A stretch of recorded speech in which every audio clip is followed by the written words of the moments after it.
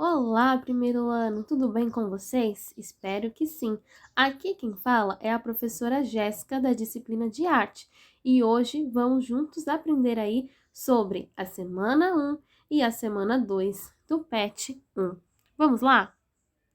A primeira semana, ela conta como um tema de estudo os conceitos de arte e a relação entre a cultura visual e a história da arte. Então, vocês têm aqui o Recapitulando, que vai estar abordando aí desde, do que é a arte, a sua importância, as principais linguagens artísticas, qual é o papel do artista, do observador, a obra de arte, cultura visual e história da arte. E é muito importante que para fazer as atividades vocês leiam, tá? Mas vamos lá. A arte, então, ela é uma forma, de expressão e ela conta com linguagens para essa expressão, sendo ela aí a pintura, a escultura, certo? Filmes, que está dentro aí do cinema, fotografias e muitas outras. No total, hoje temos 11 linguagens artísticas, 11 possibilidades diferentes de se fazer arte, certo?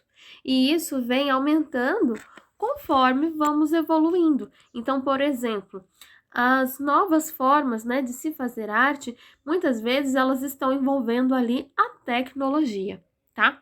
Então, a arte, ela tem um papel muito importante na nossa sociedade, tá? Porque é através da expressão artística que a gente ali vai estar tendo a percepção, de uma sociedade, daquela determinada população que viveu naquele período, tá? Então, o artista, turma, quem é o artista? É aquele que vai criar essa obra, é aquele que detém ali a criatividade e vai estar expondo ela, vai estar expressando ela, seja por meio da pintura, da escultura, da fotografia, da literatura, certo? O observador é o público, Somos nós. E é muito importante o papel do observador, porque quando o observador ele está ali diante de uma obra, ele analisa. E é muito importante levar em consideração nessa análise o papel do artista ali. Porque o artista, ele tinha um pensamento quando realizou tal obra, ele tinha ali o contexto social que ele estava inserido e também o seu posicionamento quanto o determinado contexto. Então, tudo isso deve ser levado em consideração ao observar uma obra, certo? E a obra de arte, que na verdade acaba sendo aí o produto final, É a criação final desse artista, que vai ser dada ao observador como uma contemplação. É o que o observador ele vai estar olhando e entrando em contato aí visualmente ou de outras maneiras aí sensoriais, tá? Porque na contemporaneidade a gente conta com outras formas de arte, que ela não está ligada apenas ao ver, mas o sentir, as sensações. A arte ela pode ser uma instalação, a gente estarmos dentro de um lugar e estarmos imersos aí dentro desta obra, certo? Então, existem maneiras diferenciadas de se fazer arte e também de entrar em contato com ela. Agora, sobre a cultura visual é uma linguagem artística que ela está abrangendo aí, em sua totalidade, as artes visuais, que são o quê? O que antes eram consideradas artes plásticas, Ou seja, a pintura, a escultura, tá? Todas essas formas ali, de se manipular o material e torná-lo arte. E também temos a dança, uma expressão corporal, A música, temos o teatro, a literatura. E a literatura, turma, é um ponto muito importante também, Muitos se questionam em questão da literatura entrar, como uma forma de arte, mas ela é. Muitos filmes, Então, em torno ali do cinema, o teatro, As séries, que também são audiovisuais, São formas de arte audiovisual. O que acontece? Muitas se originam através da literatura, e a literatura ela tem um papel importante, Um papel que também está presente na ficção cinematográfica, Por quê? porque ela tem ali o papel de ser fantasiosa, de levar ali através da leitura de sua escrita para um outro mundo. E é o mundo que ele consegue ser visual para aquele que produz, então, um filme baseado nessa literatura, certo? Agora, o audiovisual é simples, né? Tá aí incluso dentro o cinema, por exemplo, as animações e até os games. Sim, os games, os jogos, eles são considerados linguagens artísticas na nossa atualidade. Por quê?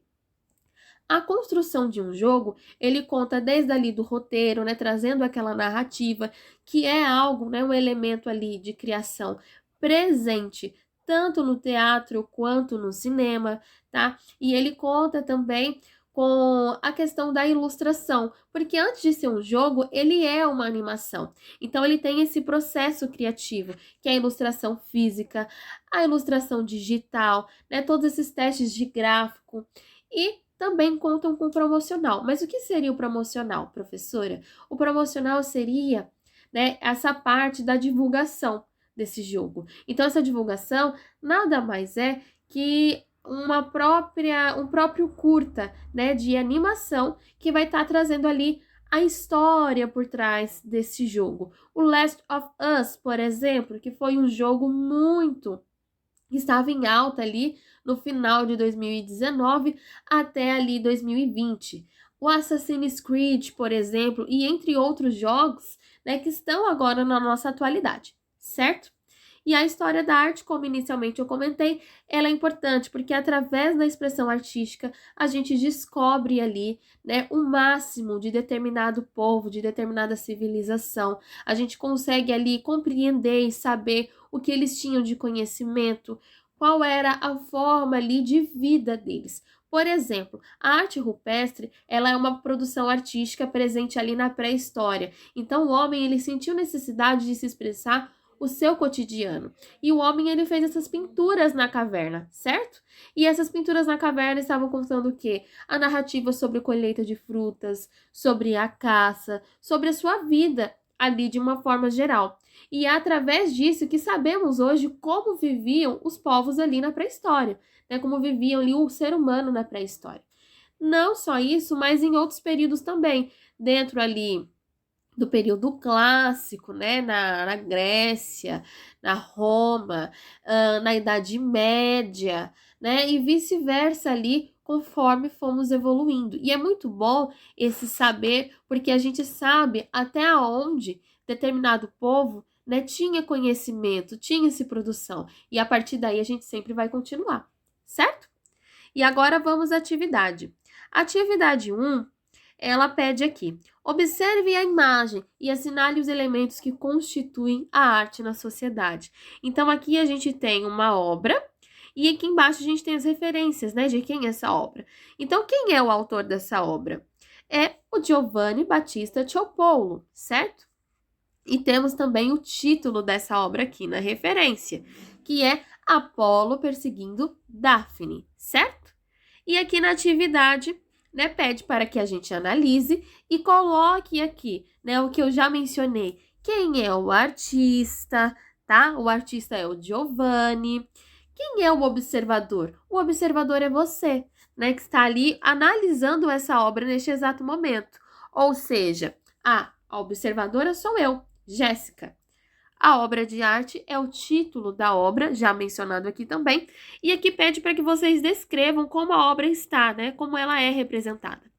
E aí é um ponto que eu falei para vocês. Quando a gente olha, analisa uma obra de arte, é muito importante a gente levar em consideração a inspiração, qual é a narrativa por trás, se existe uma história, o que o artista estava pensando e qual era o período que o artista estava vivendo, certo? Então vamos lá.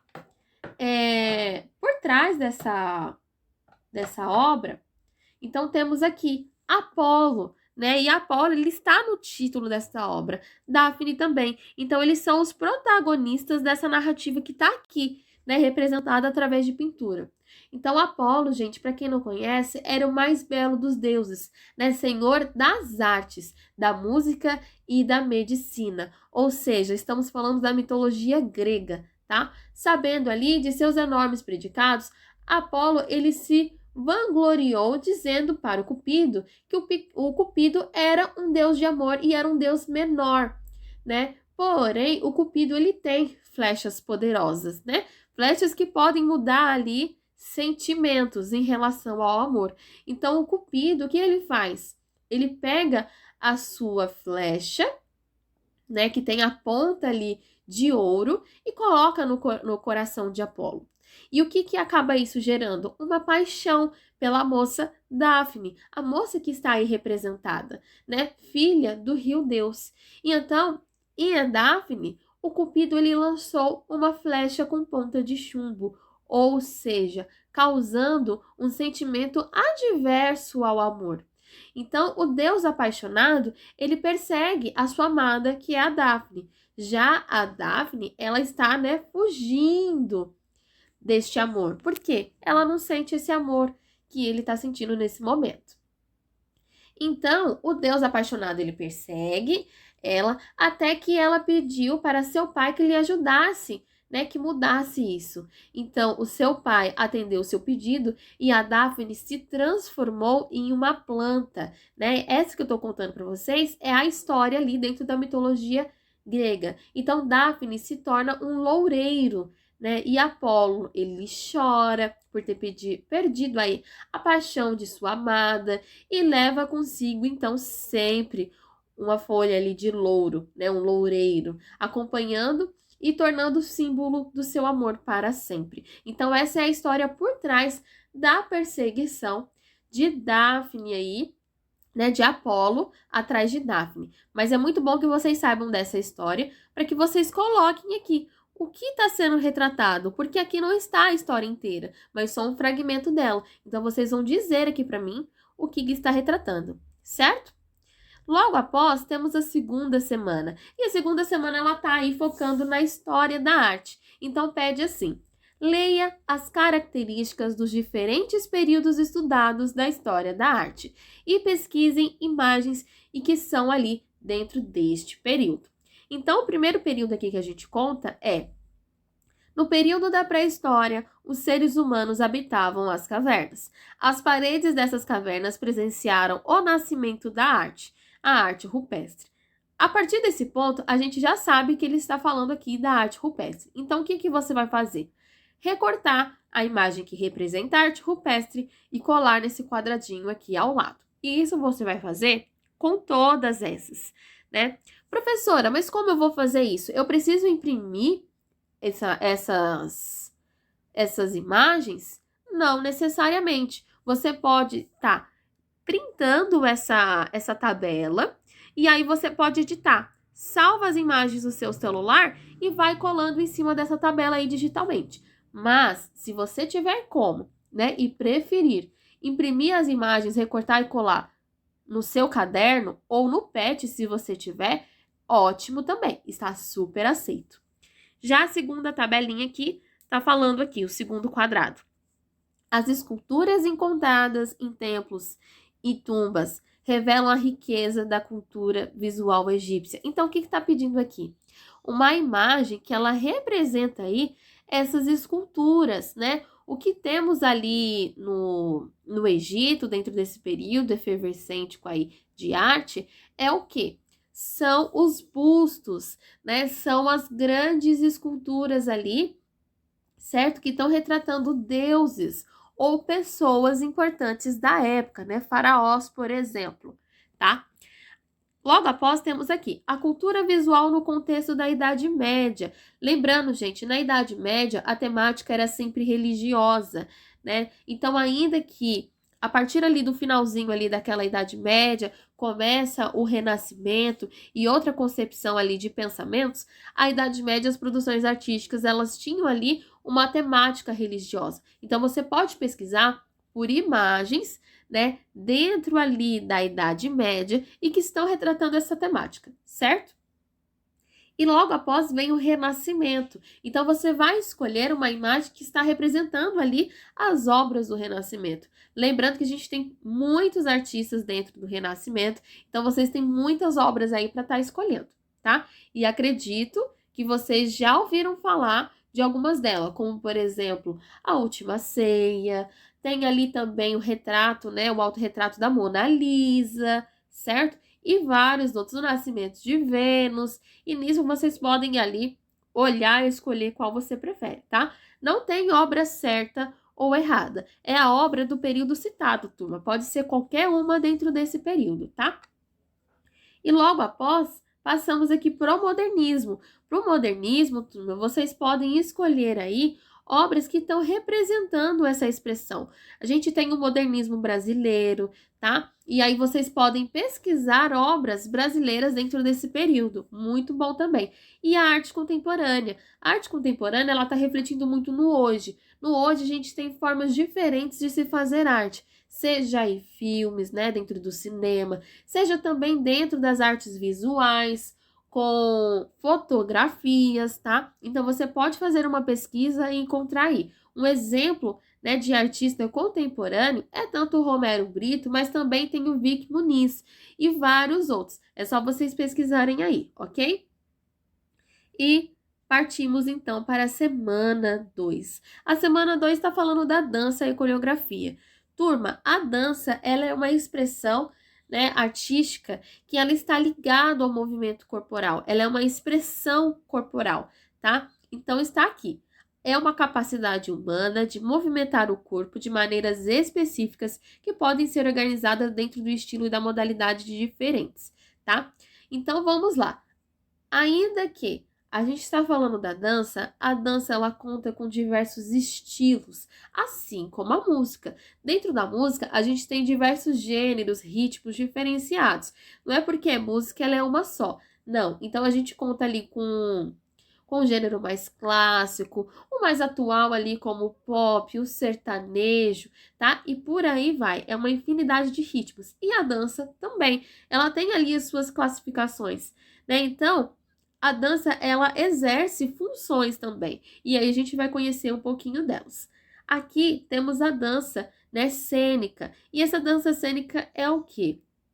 São danças produzidas com a finalidade de ser apreciada, né? Então, ela existe codificação, ela existe ali, né, regras, tá? Então, é algo que ela é ensaiada, ela é uma coreografia, certo?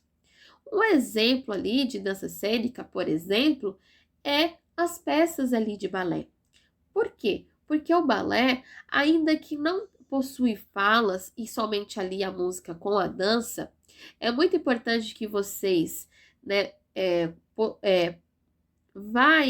procurar, né, compreender dentro disso que o balé, ele tá contando ali uma história por meio dessa dança. Existe uma narrativa.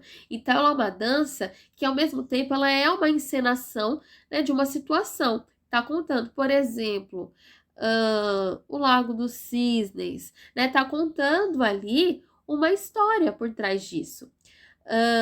O balé Gisele está contando também a narrativa, né, de uma moça que ela foi traída pelo seu amado, e aí tem toda uma história por trás disso, certo?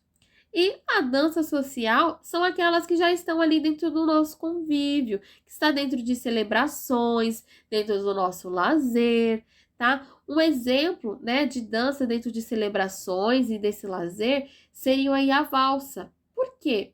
Porque ela tá falando ali, ela tá trazendo dentro de celebrações, por exemplo, de formatura, de casamento, né, de baile de debutante. Então, ela é uma dança social que, querendo ou não, ela está presente ali no nosso convívio, tá? Mas assim como essa, temos outras danças que são feitas ali em outras, digamos ali, que em outras confraternizações, certo? E aí vocês podem estar pesquisando, pode estar pensando, poxa, quando minha família e eu nos reuníamos, né, no caso antes da pandemia, nós dançávamos. E o que dançávamos? Você pode estar pensando nisso também, tá? E a dança, né, de ritual é uma dança que ela tem uma função ali diferente, né? Uma dança que ela tá dentro ali, submetida na religião, né? Então, por exemplo, nós temos um exemplo disso com as congadas, né? Dentro da congada, né, existe uma dança, e essa dança, ela está ali para venerar os santos dentro da Igreja Católica, para venerar essa história por trás da congada. Os índios também, eles têm o costume de dançar em agradecimento pela natureza, dançar pedindo, né, a proteção, então é uma dança mais ritualística. E assim também como as religiões de matriz africana também possuem as suas danças, tá? E a coreografia. A coreografia nada mais é que esses movimentos pré-estabelecidos, definidos, ensaiados, certo? E é isso aí, turma. E a gente vai para a atividade. Aqui na primeira atividade, está pedindo para você ler as afirmativas, né? E colocar se é verdadeiro ou falso. Então, eu peço que vocês leiam atentamente os textos, porque lá tem as definições. E a partir das definições, vocês conseguem aí colocar como verdadeiro e como falso, tá? E a segunda é, a partir do universo pessoal, você dar aí exemplo de dança cênica, dança social e dança ritualística. E já a terceira atividade está pedindo para vocês que planejem uma coreografia, né? Então, como eu vou planejar uma coreografia? Lembrando, turma, que primeiro é só um planejamento. Então, por exemplo, o que você pode pensar? Primeiro, num tema. Eu, por exemplo, o que eu escolheria? Uma homenagem ao trabalhador. Aí você tem que também especificar o número de dançarinos. Por exemplo, podem ser 4 dançarinos, 2 homens e 2 mulheres. O figurino, qual que poderia ser? Se eu estou homenageando o trabalhador, vou escolher uma profissão só, né? Para que seja ali, não mais fácil, mas uma forma melhor de estar representando, né? Tanto na escolha de música, por exemplo. Então, o figurino ele poderia ser ali uniformes, né, para operários de construção civil. Lembrando, gente, que pessoa que trabalha nessa área não é só homem, é mulher também. Então, por isso que eu escolhi 2 homens e 2 mulheres. A música poderia ser ali, Vida de Operário do Pato Fu. E o local ser mesmo o local que dá esse ar de industrial mesmo. Pode ser dentro de uma própria construção ou de uma fábrica. Então, é isso que vocês vão pensar. A música, né? Vocês podem escolher a que vocês quiserem. O tema, vocês podem escolher a que vocês quiserem. É livre, certo? Então, vocês vão escolher e vão colocar aqui, certo? Então, turma, por enquanto é isso. Eu sei que vocês vão fazer essa atividade com muito capricho, que vocês vão arrasar. E não esqueçam de me mandar, ok? Um beijo para vocês e até a próxima!